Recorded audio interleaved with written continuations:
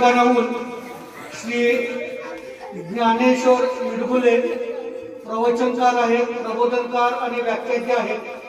त्यांनी व्याख्याने, कीर्तन, प्रवचन, हरिपाठ, अभंग, भजन, गवळण, कविता, मुलाखती शालेय विद्यार्थीच्या कलागुणांना प्रोत्साहन देण्यासाठी या ठिकाणी आपण एक भक्तिमय कार्यक्रम त्या ठिकाणी आयोजित केलेला आहे. त्यांच्या सोबत आलेले आहेत ते दत्तात्रय भुजबळ. मी विद्यालयाच्या वतीनं त्या सर्वांचं स्वागत करतो.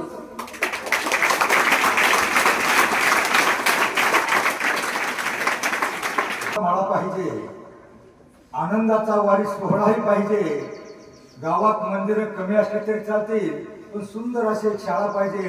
सुंदर अशा तुमच्या विद्यालयाच्या गुरुजनांना वंदन करून तुम्हा बालमूर्तींना ज्ञानेश्वर मिडगुलेचा मनापासून मनपूर्वक नमस्कार.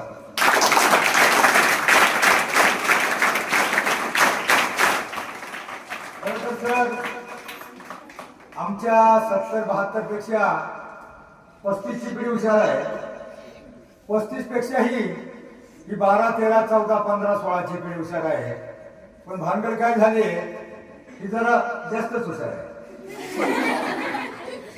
जे चांगलं एक तर यांच्यापर्यंत पोहोचत नाही, पोहोचलं तरी डोक्यामध्ये घेत नाही. बघा, संतांचे अभंग आज 700 वर्षानंतरही प्रत्येक गावात काकडा, भजन, परिपाठ, हरिपाठ, कीर्तन गायले जातात. ते ताजेतवाने वाटतात, परंतु ते तुमच्या डोक्यात बसत नाही. मला सांगा, 2 अभंग कोणाचे पाठ आहेत का? 2 अभंग, 2 कविता, 2 अभंग कोणाचे पाठ आहेत? हा करा. म्हणजे अभंगाच्या चाली, अभंगाचा अर्थ एक दोनाचे ठीक आहे.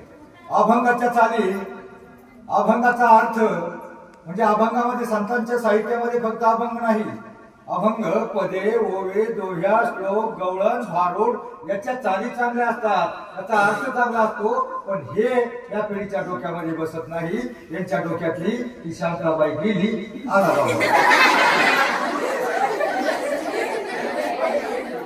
मला सांगा बोललो की शांताबाई तिच्या घरात परत तुम्ही एवढं नाचतात, एवढं नाचतात, परत दुसऱ्या वर्षी दिसली का? परत बाबराव दिसला का? मग संतांचे अभंग 700 वर्षानंतरही प्रत्येक गावात देवाच्या द्वारी रूप पाहता लोचनी अवघाचे संसार येवलेसे रोप जे का रंधले गांधले सावता म्हणे केला मला. 700 वर्षानंतरही प्रत्येक गावामध्ये कीर्तन, प्रवचन, भजन गायले जातात. ते ताजे तवाने वाटतात, त्याच्या चाली चांगल्या असतात, त्याचा अर्थ चांगला असतो. पण ते यांना नको. यांना काय तिकडे डीजे वाजला का जेवायचा अर्ध सोडतात. तुम्हाला कोणी बोलवतं का?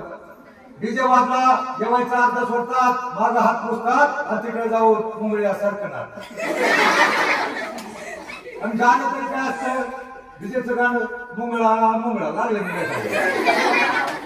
काला कावा काट खायगा, कावळा मुंगळा, वाईट वाईट प्राण्यांची गाणी तिथं तुम्ही नाचता. संतांचे अभंग आज तुम्हाला तारून नेण्यासाठी बघा, हरिपाठामध्ये एक 38 नंबरचा अभंग आहे. अवघाचे संसार सुखाचा करीन, आनंदे भरीनं तिन्ही लोक. काय होतो बाळाचा? अवघा संसार म्हणजे कुणाचं म्हटलंय? आपलं म्हणलंय का? पप्पा, मम्मी, गुटी, तू.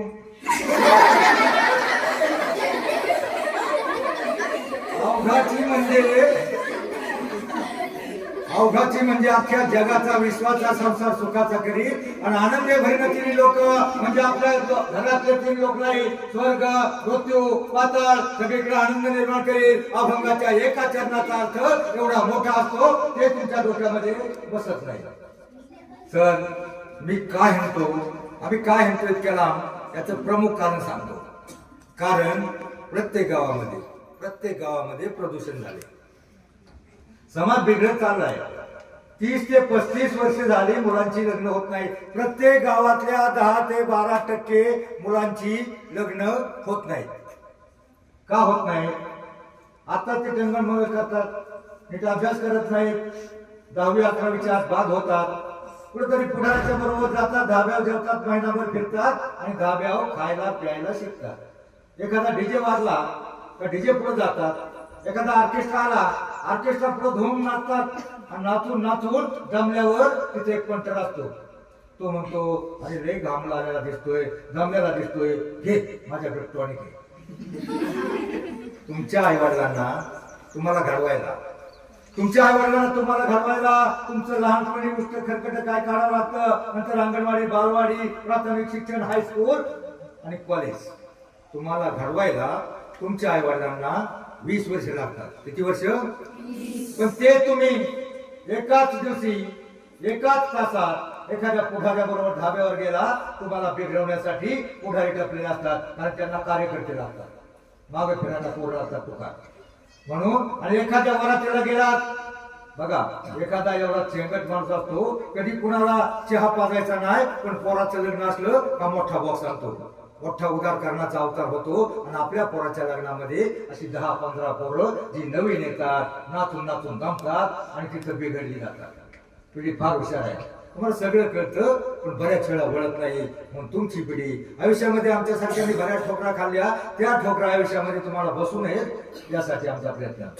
तुमची पिढी फार हुशार आहे. माणूस जीवनामध्ये 2च प्रकारे मोठा होऊ शकतो. किती प्रकारे? एक शिकून, दुसरं सवरून. बघा एखादं पोरग जर लय टंगळ मंगळ करत असलं, म्हातार मग म्हणतं अरे पुढं उंडारतोस, लेका शिकून सवरून काहीतरी बन. शिकून म्हणजे शिक्षण. शिक्षण शिक्षण या शब्दाची फोडक्यात काय होतं? शिक्षण म्हणजे क्षणाक्षणाला शिकायचं असतं. तुम्हाला लहानपणी एक गोष्ट होती बघा, 2 लहान प्राण्यांची शर्यत लागते आणि त्याच्यामधला एक जण जिंकतो. कोण जिंकतो? चप्पल कोण होता? कासव का जिंकला? तो थांबला नाही, त्याला आळस आला नाही, कंटाळा केला नाही. या लहानशा गोष्टीपासून तुम्ही काय शिकायचं? प्रत्येक धड्यामधून धडा घ्यायचा असतो. धडे काय फक्त प्रश्नोत्तर लिहून पाठ करून पास होण्यासाठी नसतात, काहीतरी धडा, काहीतरी बोध, काहीतरी मॉरल असतं प्रत्येक गोष्टीचं. काय शिकायचं त्याच्यापासून? तुम्हाला सध्या काय शिकायचं? थांबायचं नाही, रोजच्या रोज. सरांनी जो अभ्यास गृहपाठ होमवर्क दिला तो रोजच्या रोज केला तरच आणि तरच तुम्ही जीवनाची शर्यत जिंकणार आहात. कारण आयुष्यातला अभ्यासाचा गेलेला 1 दिवस 1 तास परत मिळू शकत नाही. बघा अर्जुनाला त्यावेळी फक्त माशाचा डोळा दिसत होता. त्याची तक्रार होती गुरुकडं, दुर्योधनाची. दुर्योधन गुरुंना म्हणायचा, गुरुदेव तुम्ही कायमच्या अर्जुनाला चांगलं म्हणता, त्यांना शाबासकी देता, मला कधी चांगलं म्हणतच नाही. मुलांनो, गुरुंना सगळे विद्यार्थी सारखे असतात. असं होतं का? तुमचे सर एकाला शिकवतात दुसऱ्याला नाही, असं होतं का? गुरुंना सगळे विद्यार्थी सारखे असतात. त्या दुर्योधनाच्या शंकेचं निरसन करण्यासाठी गुरुद्रोणाचार्यांनी दोघांना एका झाडाजवळ नेलं. अर्जुनाला दुर्योधनाला म्हटलं, त्या झाडावर एक पक्षी बसलाय, त्या पक्षाचा डोळा धनुष्यातून अचूकपणे बाण मारून छेद करायचंय. फक्त पहिलं माझ्या प्रश्नाचं उत्तर द्यायचं. पहिलं दुर्योधनाला बोलवलं, नीट पहा, तो पक्षी बसला, त्याचा डोळा तोड छेद करायचं, पहिलं माझ्या प्रश्नाचं उत्तर दे, सांग काय काय दिसतं. त्यावेळेस दुर्योधनाने पाहिलं, सांगितलं, गुरुदेव मला त्या झाडाच्या फांद्या दिसतात, बुंदा दिसतो, पानं हलताना दिसतात, पलीकडे आकाश दिसतो. असं म्हणून त्यानं नेम मारला, त्याचा बाण कुठेतरी ढगात गेला. नंतर अर्जुनाला बोलवलं, बाण मारण्यापूर्वी माझ्या प्रश्नाचं उत्तर द्यायचं, सांग काय काय दिसतं. त्यावेळेला अर्जुनाने पाहिलं आणि सांगितलं, गुरुदेव मला फक्त या पक्षाचा, त्याचा लक्ष होतं पक्षाचा डोळा, त्याचं लक्ष होतं पक्षाचा डोळा आणि त्याला दिसत होता पक्षाचा डोळा. म्हणजे त्याने त्याच्या लक्षाकडे त्याचं लक्ष होतं. पण अलीकडे काही मुलांचं किंवा मुलींचं, काही मोठ्या मुलांचं लक्ष कुठं असतं बघा, त्याचं एवढा अभ्यासाकडे नाही. एखाद्याला शिकायचं नाही, दुकान असलं ना की बघतं इकडं तिकडं, कदाचित कोणी त्याच्याकडे बघितलं तर त्याचं लक्ष पुढं, म्हणजे मनातल्या मनात म्हणतो, जेव्हा बघतीस तू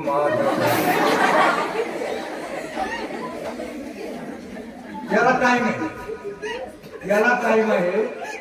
त्यासाठी तुमचं लक्ष सध्या फक्त अभ्यासाकडे पाहिजे, फक्त अभ्यासाकडे पाहिजे. कारण अभ्यास न करणारे, चुकारपणा करणारे, सरांचं नाही ऐकणारे, बापाचं नाही ऐकणारी अशी 10 ते 12% मुलं त्या महाराष्ट्रामध्ये बिघड लागण्याची आहेत. मुलांना मी तुमच्यासाठी आलेलो आहे आणि तुमचा प्रश्न वेगळाच आहे. तुमचं काय होतं? अति घाई संकटात जाईल. बघा मुलांसाठी वेगवेगळं आहे, मोबाईल, टीव्ही, डीजे, हेडफोन किंवा बरेच प्रकार आहेत.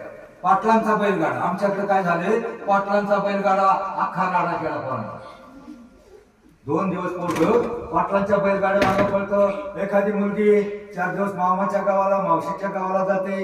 पर्यायानं 4 दिवस शिकवलेला पोर्शन अभ्यास गळपाठवून सगळं काहीच होत नाही. ऑटोमॅटिक जीवनाची शर्यत जिंकताना तुम्ही मागे पडता. म्हणून जीवनाची शर्यत जिंकायची असेल तर त्या कासवाप्रमाणे आपण काय शिकलं पाहिजे? रोजच्या रोज काय केलं पाहिजे? टीव्ही बघितलं पाहिजे नाही. हा, तुमच्यातला प्रत्येक जण माणूस मोठा होऊ शकतो. माणूस जीवनामध्ये 2 प्रकारे मोठा होऊ शकतो. एक शिकून, दुसरं सवरून. सवरून म्हणजे सवरून सकारात्मक अर्थाचे जेवढे शब्द, सत्य, सदाचार, संयम, सुविचार. प्रत्येक संतांच्या विचारामध्ये माणसाचं जीवन बदलण्याचं सामर्थ्य असतं. एक चांगला विचार बघा. संतांची कोणतीही ओळी घ्या, कोणताही अभंग घ्या. संत सावता महाराज माहिती आहे का तुम्हाला? कोण होते? माळी समाजातला एक शेतकरी माणूस. तो शेती करता करता मोठ चालू करायचा. बघा, सावता महाराजाचा अभंग आहे. कांदा मुळा भाजी, अवघी मिठाई माझी, लसूण मिरची कोथंबिरी, अवघा झाला माझा हरी, मोठ नाळा विहीर दोरी, अवघी व्यापिली पंढरी, सावता म्हणे केला मळा, विठ्ठल पायी होई लागला. सावता महाराजांचं गाव आरण. पंढरपूर पासून 35 किलोमीटर, सोलापूर हवेच्या पलीकडं. पण ते कधी पंढरपूरला गेले नाहीत, परंतु ते आपल्या शेतामध्ये काम करताना विठ्ठलाचं नामस्मरण करायचे, मूठ चालू करायचे. बघा, शेतकरी वर्ग काय करतो? एखादं आऊत चालू केलं, आऊतामध्ये काहीतरी गाणं म्हणतो. ते मूठ चालू केलं, मोठेवरचं गाणं वेगळं असतं. मोठेवरचं काय? चढ शिरपा देवाची किरपा हरी येऊन छान र छान, गाव मोठवरचं गाणं. पण तो असं गाणं नाही म्हणायचा. मोठ चालू केलं की त्याचं विठ्ठलाचं नामस्मरण चालू व्हायचं. आणि मोठ चालू केल्यावर बैल पुढं वाटानं चालू लागल्यावर, मोठ चालू झाल्यावर तो आपलं देवात विठ्ठलाचं नामस्मरण सुरू करायचा. विठ्ठल विठ्ठल विठ्ठला हरी ओम विठ्ठला,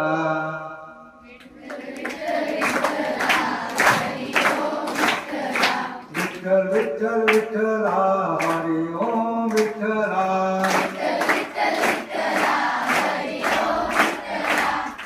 मी पाहिलं 2-4 मुलांनी 2-4 मुलींनी तोंडच उघडलं नाही. याचं शास्त्रीय कारण सांगणार आहे तुम्हाला. विठ्ठल विठ्ठल या शब्दावर जो दिला आणि हाताने जोरात टाळ्या वाजवल्या, काय होते आयुष्यात कुठला रोग होणार नाही तुम्हाला. एक शास्त्रीय कारण आहे.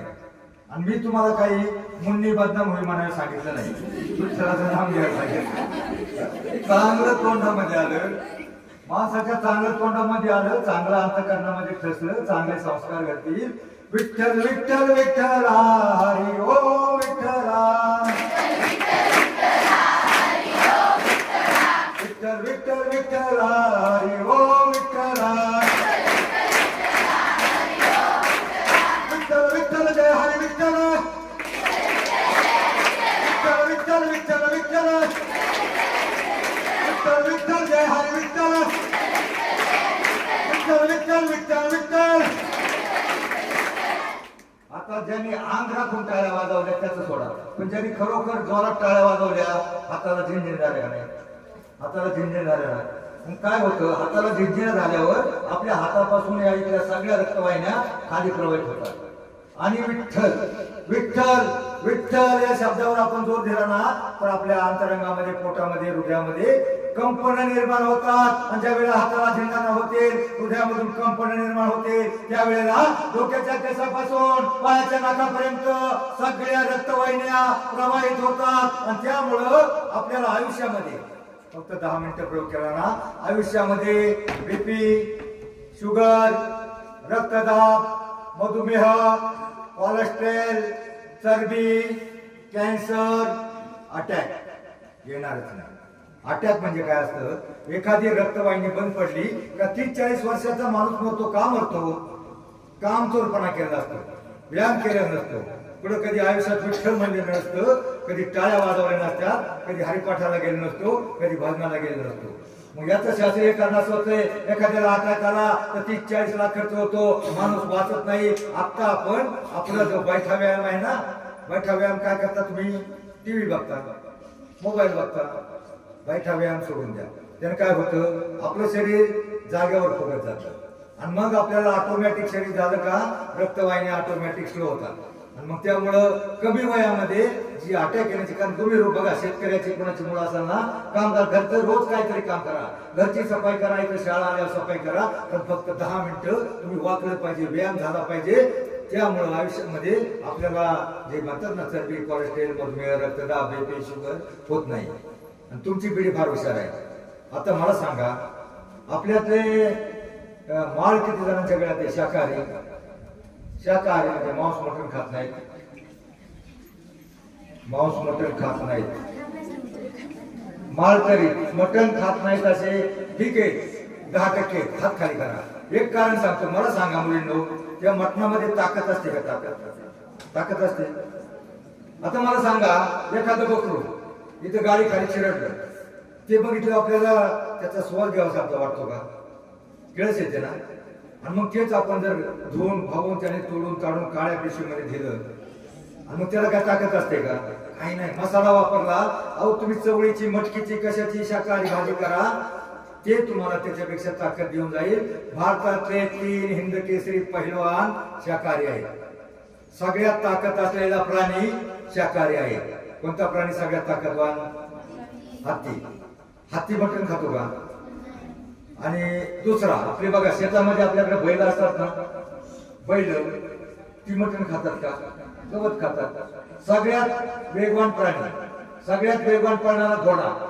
घोडा बघा, त्या घोड्याच्या वेगावरून आपल्याला इंजिन असतं ना घरात, इंजिन हाऊस पॉवर, किती हाऊस पॉवरचे मोटर, त्याच्या वेगाने दिलेला आहे, इतका वेग. मग जो प्राणी घोडा मटण खातो का? म्हणजे ज्याला ताकद आहे तो प्राणी मटण खात नाही. तुम्ही काय करता? चिकन आणि मटण याचा वेगळा प्रकार आहे. मला काय माहित नाही, मी खात नाही बरं का, पण असं म्हणतात चिकन वेगळं आहे. आणि चिकन म्हणजे काय असतं? कोंबड्या ना. त्या कोंबड्या कुठल्या असतात? पोल्ट्रीतल्या, बरोबर. मग पोल्ट्रीमध्ये कोंबड्या कशा वाढतात माहितीये का तुम्हाला? पोल्ट्रीमध्ये बघा, तशा आपल्या पहिल्या कोंबड्या म्हाताऱ्या पाळायच्या, त्या कोंबड्या वाढायला 70 दिवस लागायचे, तेव्हा त्या मटणाला जायच्या. पण त्या पोल्ट्रीतल्या कोंबड्या आता इंजेक्शन देऊन देऊन देऊन देऊन त्याला फुगवतात. 35 ते 30 दिवसामध्ये त्या कोंबड्या विकल्या जातात. आणि त्या अशा प्रकारे केमिकल मिक्स केलेल्या कोंबड्या आपण खाल्ल्या तर आपल्याला ताकद येत नाही, आपण फक्त फुगत चालतो. कोरोनामध्ये जेवढी माणसं मेली ना, एकही शेतकरी मेला नाही, एकही वारकरी मेला नाही. फक्त मोठमोठे शेठ सावकार जे आराम करायचे, काम करायचे नाही, किंवा जे मटण खाऊन जाडजूड झाले, ज्यांनी व्यायाम नाही, अशी माणसं पैशावाली मेली. कोणताही गरीब माणूस यावेळेला गेला नाही. रस्त्यावर भिकारी बसून भरून पडलेला पाहिला का? भिकाऱ्याला तर पाणी नव्हतं. त्या वेळेला काय होतं? माणसाची प्रतिकार शक्ती फक्त शाकाहारी याच्यातून वाढते. मांसाहारी खाण्यानं काय होतं? तसा आहार, तसा विचार. आपण चांगला विचार डोक्यामध्ये घेतला, चांगला आहार येतो. काय होतंय? बऱ्याच वेळेला आमच्या पंढरपूरला दिंडी असतात बघा, दिंडीला आमचे बरेच कार्यकर्ते, पुढारी, नेते, मंत्री कशाला येतात? तिथं आपल्याला काहीतरी अन्नदान करतात, रस्त्याने करतात. अन्नदान करायला ते जागोजागी येतात, पण ते पंक्तीमध्ये जेवत नाही. पंक्तीमध्ये नाही, येताना परत ते कुठे जेवतात? कोणता तरी चांगला मोठा धाबा बघतात आणि तिथं जेवतात. एक 10 वर्षापूर्वी सरांनी 10 वर्षापूर्वी टीव्हीला पाहिलं असेल, पंढरपूर मधली सगळी गाडवं एकादशीच्या अगोदर गायब झाली होती. टेम्पो मध्ये भरून कुणीतरी पळवली होती, त्याचा व्हिडिओ आला होता, पण ती सापडली नाही. पण ती कुठे सापडली? ज्या वेळेला बघा बँगलोर रोडचे बरेच धाबे एवढे फुल चालायला लागले, आणि जे शाकाहारी धाबे ते ओस पडायला लागले.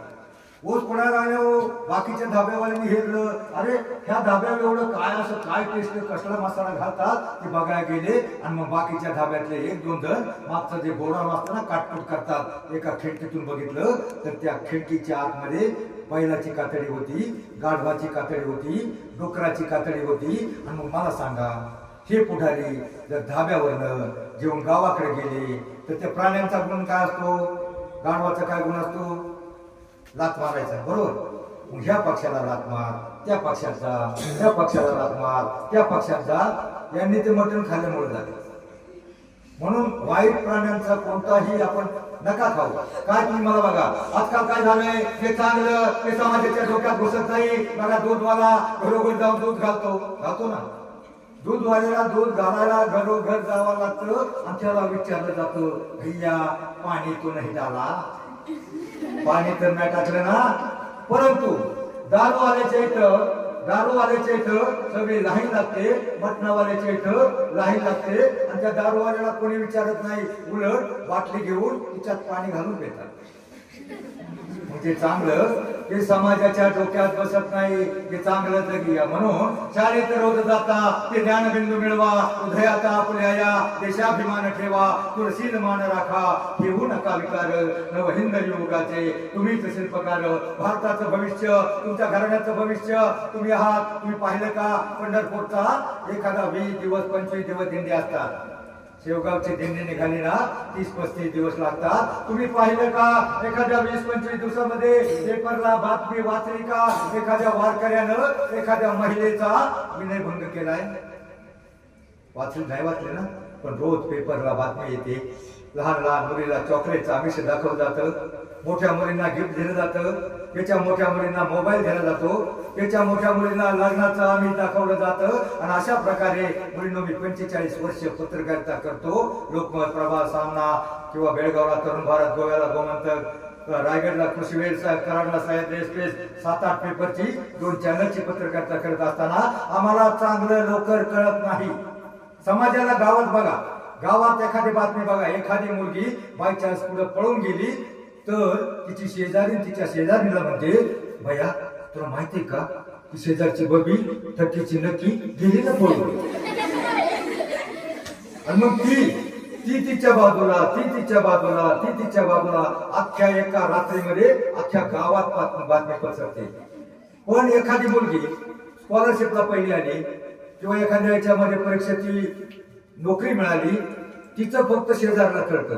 म्हणतं का भया ती मुलगी इन्स्पेक्टर झाली, नाही बातमी कळत. जेव्हा पेपरला येते कुठतरी येते ही बातमी, माणसाकडून जो वाईट प्रसार माणूस लवकर करतो, चांगलं त्याला लवकर पटत नाही. ही इथली बिमारी आहे. म्हणून बघा गेल्या वर्षी जर ताट बसा तरच हात बसा, कारण मला माहितीये तुम्ही नवरदेव नाही होणार, जो लक्ष नाही देणार तो देव नाही होणार, पण कमीत कमी नवरदेव व्हावा यासाठी माझा प्रयत्न आहे. तुम्ही काय सांगत होतो, गेल्या वर्षी पंढरपूरला 35 लाख वारकरी होते आणि 35 लाख वारकरी यंदा बाहेरच्या देशातून दिंडी आली. पाहिलं टीव्हीला, बाहेरच्या देशातले ते गोरे लोक हाफ चड्डी हाफ बनियन. गेल्या वर्षी 35 लाख लोक होते. आमच्या म्हाताऱ्या बाया मधल्या डिवायडर वाजतात बघा, मधल्या ज्यांना नाता येत नाही बारोड किंवा काही, ते आपल्या बघत असतात. या बाजूला ज्ञानोबारायाची दिंडी, दुसऱ्या बाजूला तुकोबारायाची दिंडी, तुकाराम महाराजांचा ज्ञानोबा तुकारामचा गजर चालू असतो, विठ्ठलचा गजर चालू असतो आणि ते आपले वारकरी आनंदाने नाचत असतात.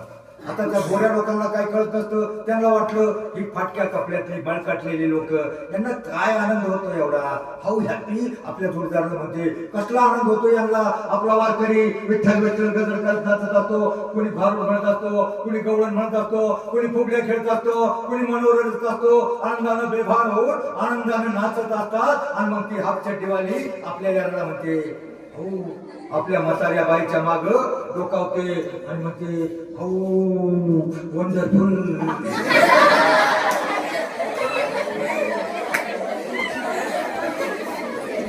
हो वंडरफुल.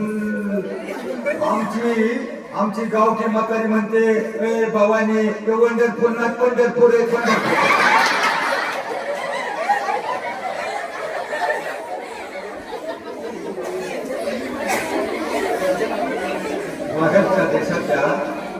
बाहेरच्या देशातल्या लोकांना आपल्या संस्कृतीचा एवढा वाटतो का, तर आपले आदर्श असे भारतीय संस्कृती, समाज व्यवस्था, कुटुंब व्यवस्था त्यांच्या देशामध्ये सुधारणा झाल्या.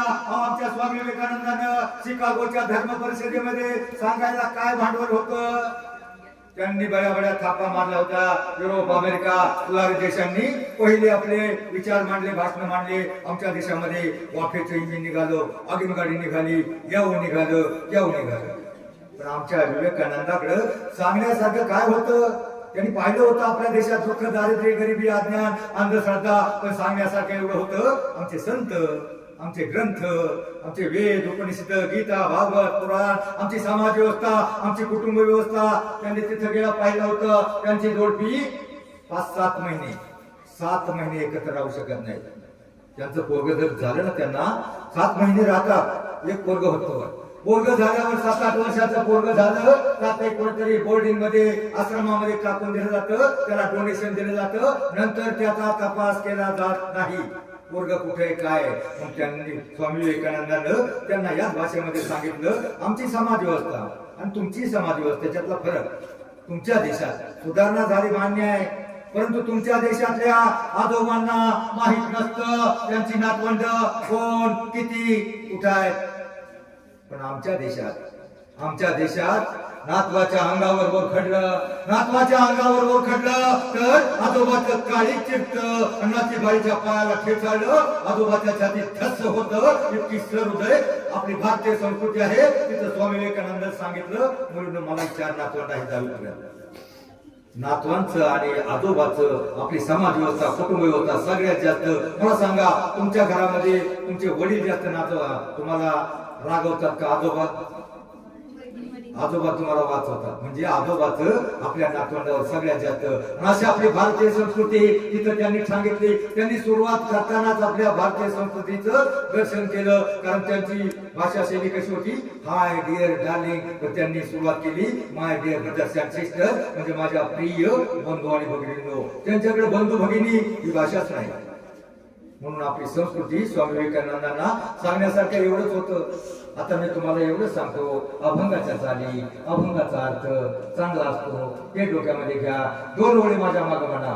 तुम्ही मीराबाई ऐकले का? नाव मीराबाई का फक्त शांताबाई ऐकलंय?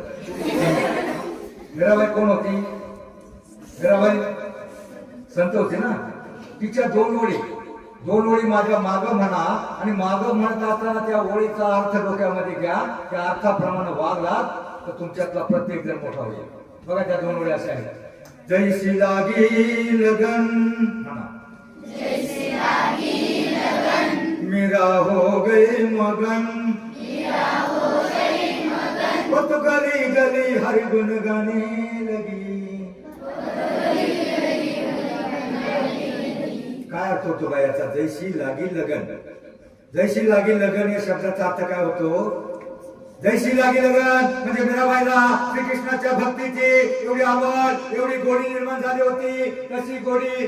तुम्हाला अभ्यासाची निर्माण झाली. आणि मीरा हो गई मगन म्हणजे मीराबाई श्रीकृष्णाच्या भक्तीमध्ये एवढी मग्न झाली होती. तसेच जर तुम्ही अभ्यासामध्ये मग्न झाला, मन लावून जर तसा अभ्यास केला तर जगातली कोणतीही शक्ती, अगदी चीन, पाकिस्तान सुद्धा तुम्हाला मोठे होण्यापासून रोखू शकत नाही. असं होणार आहे का? एखादा पाकिस्तानचा सैनिक येईल, एखादा पाकिस्तानचा आतंकवादी, एखादा चीनचा सैनिक येईल, म्हणले बाळ्या नाळ्या घालू का गोळ्या? अभ्यास करून कॅप्टन होऊ नको, नाही तर गोळ्या घालीन म्हणाल का? जगातली कोणतीही शक्ती तुम्हाला मोठं होण्यापासून रोखू शकत नाही. पण काही शत्रू आहेत ते तुमच्या आतमध्ये आहेत. कोणते? टिंब हा माणसाचा सगळ्यात मोठा शत्रू कोणता? आळस, कंटाळा, बेफिकिरी. नाही अभ्यास केला तर काय सर थोडेसे रागवतील. मुलांना तुमच्या माहितीसाठी सांगतो, सरांचं काय बिघडणार नसतं. तुम्हाला जीवनात यशस्वी व्हायचं असेल, जीवनाची शर्यत त्या कासवाप्रमाणे जिंकायची असेल तर आळस, कंटाळा, बेफिकिरी बाहेर काढा. त्यापेक्षा भयंकर, डेंजर, महाविघातक असे काही तुमचे दुश्मन आहेत. कोणते दुश्मन आहेत माहिती ना? माहिती तुम्हाला दुश्मन आहेत, पण ते तुमचे जानी दुश्मन आहेत. जानी म्हणजे जीवापेक्षाही प्रिय. अभ्यास, गृहपाठ, होमवर्क सोडून 8 ते 8:30, 9 ते 9:30 त्याच्या पुढे तुम्ही टुळू बघत बसता आणि म्हणता तुझ्यात जीव रंगला. नका बघू. आपली समाज व्यवस्था, आदर्श संस्कृती स्वामी विवेकानंदांनी सांगितली. त्या टीव्ही मुळे ह्या बाईनं टीव्हीत काय मालिका असती, काय स्टोरी असती, काय स्टोरी. ह्या बाईनं त्या बाईची खोड कशी करायची आणि दुसरीनं पोरघोडी कशी करायची याच्या पलीकडे असतं काही. नका बघू. एखादी मालिका नक्की बघा. एक मालिका होऊन गेली, स्वराज्य रक्षक संभाजी देव धर्मान देशासाठी प्राण घेतले हाती, शिवरामी सरदार आम्हाला काय कोणाची भीती, दगुडी मारावं मरुणी लगावं हेच आम्हाला दावत हवं. 39 दिवस आमच्या राजांचे त्या औरंगजेबानं हाल करून मारले. पण त्या औरंग्याचं त्या भारतामध्ये थर्ड सुद्धा नाही. पण आमच्या राजांची प्रत्येक वर्षी जयंती पुण्यतिथी साजरे होते. तिथं जय जयकार केला होतो छत्रपती संभाजी महाराज की जय. आता मी म्हणतो तुमच्या आज्याचा काहीच नाही, कारण तुमचे आजोबा फक्त तुमच्यासाठी जगले, छत्रपती रयतेसाठी जगले. मुलींनो, टीव्ही नका बघू. टीव्ही दुसरा मोबाईल. त्या मोबाईल मोबाईल असण्यापासून इतका घोळ झाला. नवीन 25% ऍक्सिडेंट. बघा, मोटरसायकल नवीन मोबाईल मिळाला आणि वाजला का ते हात इथं घेतं, नाही ते इथं लावतं आणि हॅलो धडकला. 25% मोबाईल मधले ऍक्सिडेंट, 25% मोबाईल मधले पैसे लोकांचे का तिथे येते. तुम्हाला 5 लाखाचं बक्षीस लागलेलं आहे, त्याच्यावर कॉन्टॅक्ट करा, या क्लिक करा. आणि मग तुम्ही जर कॉन्टॅक्ट केलं ते म्हणतं 5 लाखाचा TDS म्हणजे टॅक्स सरकारी भरायचा आहे, तुम्ही 5,000 पाठवा. तुम्ही म्हणता अरे 5,000 मिळणार आहे आणि मग 5 लाख मिळणार आहे, 5,000 पाठवाय काय झाले. असं करता ते 50-60 हजार उघडतात. नका करता. कोणी 5 पैसे फुकट द्यायला तयार नाही. कोणताही बघा, आपण काम केलं सर तुम्हाला शिकवतात म्हणून त्यांना पैसे मिळतात ना. मग फुकट कोणी मोकळा आहे का. तुमच्या फोन मध्ये येतं, तुमच्या फोनला एवढं बक्षीस लागत नाही. फोनचा दुसरा घोटाळा. फोनवर बघा, आता तुम्ही लहान मुली आहेत, पण फोनवर कॉलेजला गेल्यावर एखादा रिक्वेस्ट टाकतो, फ्रेंड रिक्वेस्ट. बाकी काय फेसबुक मी उचलत नाही. मी फेसबुक मला माहितच नाही. माझ्यात फक्त माझं चॅनल चालू आहे, त्याच्यातच मला वेळ मिळत नाही. फेसबुकवर एखादी रिक्वेस्ट चालली तर फ्रेंड रिक्वेस्ट टाकवायला मग ते सगळं फोटो बदललेला असतो, नाव बदललेलं असतं आणि ह्या हॉटेलमध्ये भेट. त्या मुलीला वाटतं फोटोमध्ये चांगला चिकना दिसतोय. मग ती मुलगी तिथं फसते आणि भेटायला जाते. तिथं जाऊन बघते तर तिचा भाव तिथं असतो. सगळे घोटाळे मोबाईलला फसू नका. मोबाईल मध्ये एवढे घोटाळे व्हायला लागले आजकाल. बघा, काय मुलींना आता तुम्ही 10वी पर्यंत आहे, मला वाटतं शाळेमध्ये मोबाईल बंद आहे, बरोबर ना. आणि ठेवू नका. आणि मोबाईल फक्त गरज म्हणून वापरा. लहान मुलांना मोबाईलची गरज नाही. काही देशामध्ये मोबाईलवर बंदी आहे. कारण त्यापेक्षा वाचा. जो वाचलं ना नॉलेज तुमचं भारी, तुमचे 2 अभंग का पाठ नाही तर तुम्ही ते वाचतच नाही. 4 वळीचा तर अभंग असतो, हरिमुखी म्हणा पुण्याची गणना कोण करी. तुमच्या गावात हरिपाठ होतो ना. तुम्हाला मोठं व्हायचं असेल तर मी 2 आयडिया सांगणार आहे. एक तासाची आयडिया आहे आणि एक 1 मिनिटाची आयडिया आहे. जर हरिपाठ होत असेल, हरिपाठामध्ये किती माणसं असतात. 7-8 असतात ना. म्हातारी 1 जण ह्या बाजूला उभे असतो, 4 जण ह्या बाजूला, 4 जण ह्या बाजूला म्हणतो. एक म्हणतो देवाच्या द्वारी उभा क्षण बरी, दुसऱ्या बाजूचा काय म्हणतो माहित नाही का. म्हणजे तुम्हाला म्हणजे एका पुढे हरिमुखे म्हणा, दुसरा म्हणतो पुण्याची गणना कोण करी, मग दुसरा म्हणतो असोडी संसारीची वेगवेगळे करी, वेदशास्त्र. म्हणजे एका पुढे एक म्हणत असतो. त्यावेळेला त्या माणसाचं मन चित्त बुद्धी स्थिर असते. त्यावेळेला त्यांच्या डोक्यामध्ये प्रपंचातलं दुःख, कटकटी, अडचणी, जगातल्या कोणत्याही समस्या त्यांच्या डोक्यामध्ये नसतात. त्यावेळेला त्यांच्या डोक्यामध्ये एवढंच असतं, हरिमुखे म्हणा. आणि त्यावेळेला काय होतं, त्याचं मन चित्त बुद्धी शांत स्थिर एकाग्र पवित्र होते. म्हणजे त्या माणसामध्येच निर्माण होतो. तुम्हाला जर मोठं व्हायचं असेल तर 1 मिनिटाचं काम आहे. आठवड्याचे तास किती, एका आठवड्याचे 7 दिवसाचे तास किती. 24चा पाढा कोणाचा पाठ नाही. आमच्या वेळेला 4थीला पाठ असायचा. 4थीला पावकी नेमकी 30 पर्यंत पाठ असायचे. एका आठवड्याचे तास 24 कॅल्क्युलेटर आलं, आम्ही डोकं चालवायचं सोडून दिलं. तुम्हाला वेळ वाचवायचा असेल पाठ पाहिजे, कारण तुम्हाला गणित सोडवण्यासाठी इथं वेळ कमी असतो. त्यावेळी तुम्ही आकडेमोड करत बसता, त्यामुळे टाइम पुरत नाही. त्यामुळे पाठ पाहिजे. किती 24 168 एका आठवड्याचे तास 168. त्या 168 तासापैकी रविवारच्या दिवशीतला सुट्टीतला 1 तास तुम्ही गावामध्ये पुढं हरिपाठ असेल किंवा भजन असेल फक्त 1 तास. हरिपाठ फक्त अर्धा तास चालतो. तो तुम्ही तिथं जा आणि मग त्यामध्ये तिथं तुम्ही म्हणा. 1 जण म्हणत असतो त्यावेळेला काय मला माहिती आहे तुम्हाला देव मिळणार नाही, पण तुम्हाला अभ्यास करायचा असेल तर तुमचं मन चित्त बुद्धी स्थिर एकाग्र शांत पाहिजे. तिथं आपलं मन शांत होतं, पवित्र होतं. 1 तास फक्त आठवड्यातला गेला तर तुमच्यातला प्रत्येक जण मोठा होईल, अन्यथा नाही. आता 1 मिनिटाचं काम सांगतो. 1 तासाचं नाही करणार, मला माहिती आहे तुम्ही कोण कोण हरिपाठ जाणार आहे काय. 1 तास रविवारचा सुट्टी, जेव्हा आपण मोबाईल खेळत बसतो, टीव्ही बघत असतो, हरिपाठाला जर गेला तर नक्की मोठे व्हाल. त्याऐवजी दुसरं 50% मोठे व्हाल. 50% मोठे व्हायचं 1 मिनिट लागतं. 1 मिनिट, कोण कोण 1 मिनिटाचं काम सांगू का? सोपं काम आहे. मला सांगा, तुम्ही घरी निघताना तुमची आई किंवा वडील घरी असतात ना? घरी निघताना तुम्ही मला सांगा, देवाच्या पाया पडून किती जण येतात? देवाच्या ठीक आहे, 4-6 जण, काय अडचण नाही.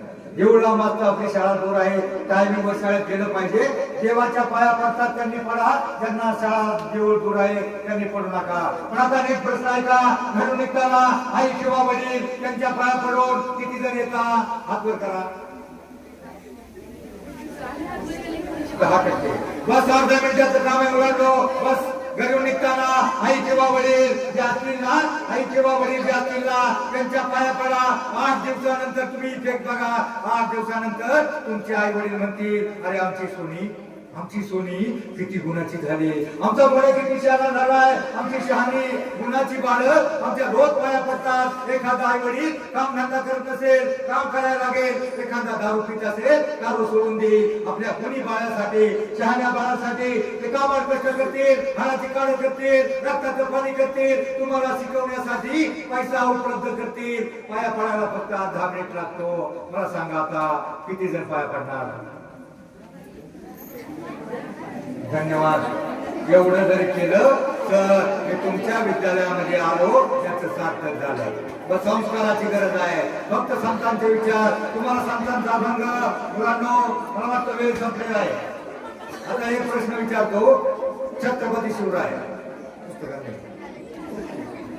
त्यांच्या दोन्ही मुलांची आणि सुनांची नाव काय? शिवाजी महाराजांच्या मुलांची आणि सुनांची नाव काय?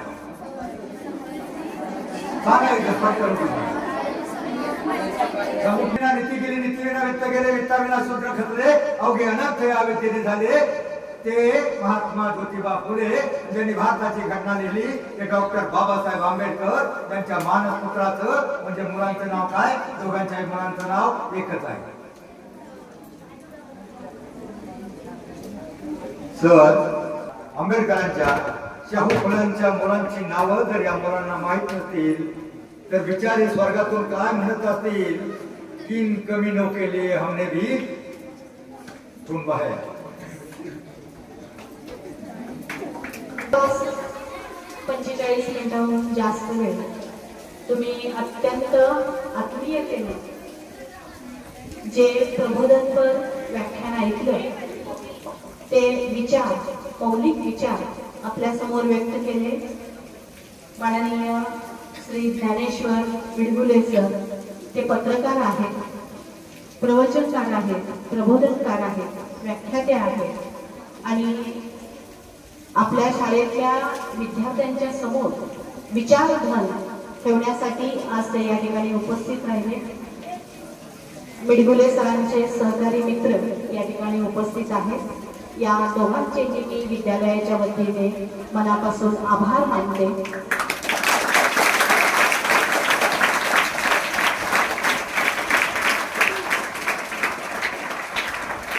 अत्यंत सहजपणे, विनोदी शैलीने आणि तुमच्या भाषेमध्ये तुम्हाला समजेल असं, तुमच्या आसपासच्या उदाहरणांना तुम्हाला पटतील असं उदाहरण देऊन प्रत्येक मुद्दा त्यांनी पटवून दिला आणि एक छोटीशी खंतही त्यांनी व्यक्त केली. बऱ्याच मुलींना आमच्या शिवाजी महाराजांच्या मुलांची नावं माहीत होती, त्यांच्या पत्नींची नावं माहीत होती. कदाचित दुसरा एखादा प्रश्नाचं उत्तर त्यांना नसेल माहीत, पण तुमच्यामध्ये ते धाडस असायला हवं होतं. सरांनी तुम्हाला 2 वेळा प्रश्न विचारला. बोट वर करून जर तुम्ही उत्तर दिलं असतं तर निश्चितपणे त्यांना आणि आम्हालाही त्याचं समाधान वाटलं असतं. तर आपण एक गोष्ट लक्षात ठेवा की ही जी महान कर्तृत्व असलेली माणसं असतात, मी सकाळी तुम्हाला सांगितलेलं होतं की त्यांचं कर्तृत्व तुम्हाला माहीत असलं पाहिजे. आणि ते तुमच्या आयुष्यामध्ये तुम्ही अंगीकारलं पाहिजे. सर, तुम्ही या ठिकाणी आला, आमच्या विद्यार्थ्यांना अनमोल मार्गदर्शन केलं. आम्ही आपले ऋण व्यक्त करतो, आभार मानतो. आणि यानंतर तुमचा मधल्या सुट्टीचा ब्रेक होईल, त्यानंतर बेल होईल आणि पुढच्या तासाची सूचना तुम्हाला मिळेल.